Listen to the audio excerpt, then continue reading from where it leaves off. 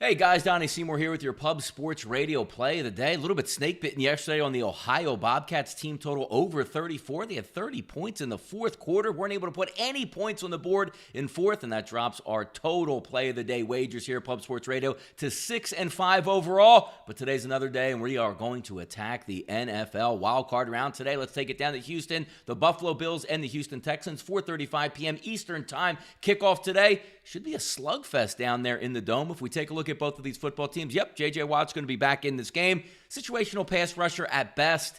See if he can fire up the crowd, fire up his teammates, give a psychological boost is what he's looking to do for the Texans. But if we take a look at this game overall, this is a really good slugfest here. You have a good defense on one side in the Buffalo Bills, shaky defense on the Texans side, but you do have an electric quarterback in Deshaun Watson for the Texans, and you also have a young athletic quarterback in Josh Allen for the Buffalo Bills. Things haven't gone as planned for the Buffalo Bills on offense, but then again, Nothing is going to go really according to plan exactly when you're playing some of the upper elevated teams in the NFL. Look at the past couple games they played: Denver, Dallas, Baltimore, Pittsburgh, and New England. They're not really going to light up the scoreboard by going up against those ball clubs. But when you take a look at the team coming in, the Houston Texans, Pro Football Focus is 24th ranked overall defense, and when you take a look at some of the points that the Buffalo Bills have put up against like defenses, meaning 20 or below in the NFL, 28 points with the Giants, 21 points with the Bengals, 31 with the Dolphins, 24 versus the Redskins, 16 is the low mark versus the Browns,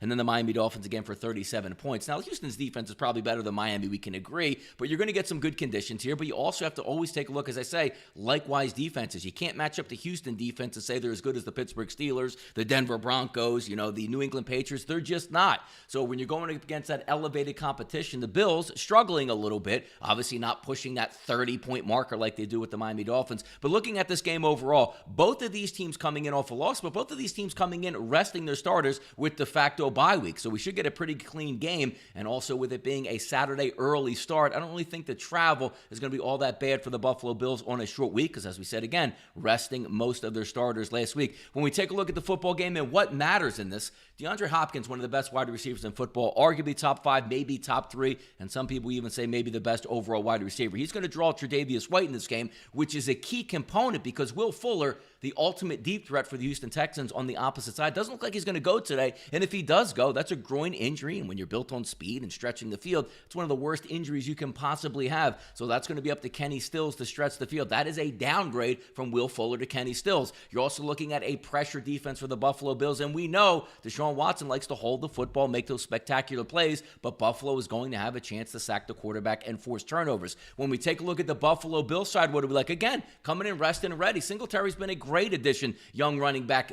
adding explosive plays to the offense. 3 decent wide receivers, but it all comes down to, can Josh Allen hit those deep shots? We've seen it all season long. Sometimes an unbelievable arm talent, but just overshooting guys open 3-4 yards above those wide receivers, where if you make those plays, they're big plays and they cash in and win games. But here's where we're going to focus on this game. The Buffalo Bills should be ready to play in this game.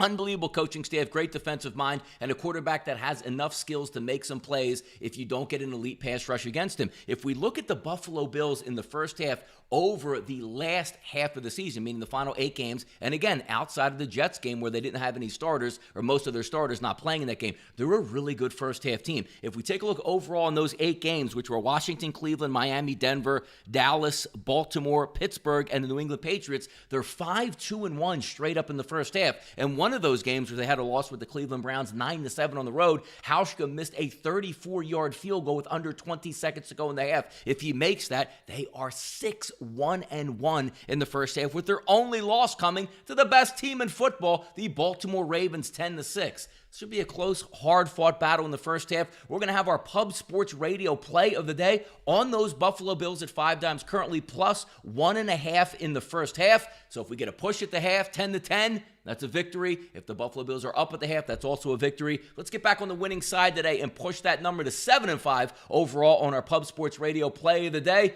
Should be a fun weekend here. Keep in mind, we'll be back again tomorrow with another play of the day. I'm Donnie Seymour for Pub Sports Radio. Check out Twitter at Pub Sports Radio. Check out pubsportsradio.com, and we'll be back tomorrow. Good luck on your wager today.